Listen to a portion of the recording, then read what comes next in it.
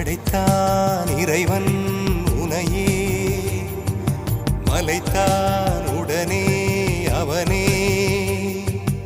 அழகை படைக்கும் திறமை முழுக்க உன்னுடன் சார்ந்தது, என் விழி சேர்ந்தது. விடிய விடிய மடியில் கிடக்கும் பொன்வினை உன்மேனி மீட்டட்டும் என் மேனி. இறைவினில் வந்து கலந்திடு, வீரல் பட மெல்ல காணிந்திடு, உடல் மட்டும் இங்கு கிடக்கும்